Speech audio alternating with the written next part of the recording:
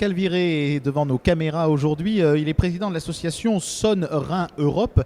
Avec vous, on va reparler du canal Rhin-Rhône, cette notion un petit peu abandonnée depuis 1997 et une décision politique qui avait fait grand bruit à l'époque. On peut y croire de nouveau ? Oui, non seulement on peut y croire, mais il faut y croire. Parce que malheureusement, en 1997, d'un trait de signature, on a arrêté un projet, mais on a laissé les problèmes en plan. Et les problèmes en plan, c'est par exemple la prééminence de la route. Il faut savoir que par exemple, dans notre région, qui est une zone de transit, on a 97% de tout ce qui transite de l'axe rhodanien vers le nord ou inversement, qui est assuré par la route, avec les conséquences qu'on imagine.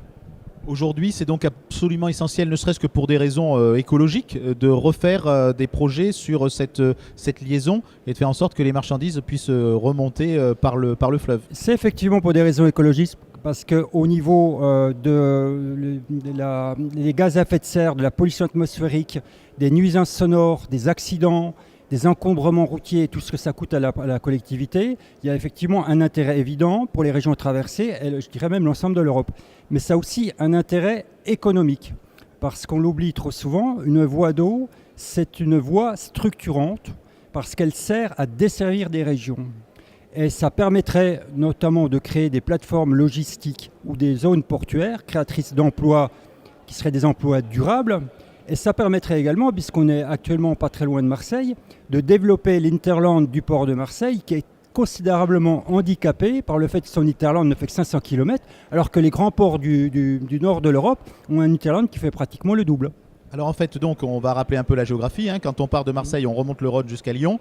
Après, on passe par la Saône, parce que le Rhône n'est plus navigable, et on débouche sur le Rhin. C'est combien de kilomètres on arrive sur Saône. Alors, il y a un maillon manquant sur ce trajet qui va d'Amsterdam à Marseille, qui fait à peu près 1605 km. Il y a un maillon manquant qui fait 230 km, avec un petit début de réalisation qui avait été fait avec la déviation de l'Allan et la section Nifert-Mulhouse. Et donc, il manque actuellement 210 km pour relier le Rhin au Rhône. Et ça vaut combien, ça ? Là, il faut voir les études qui vont être bientôt publiées, parce que ce projet, oui, il reprend.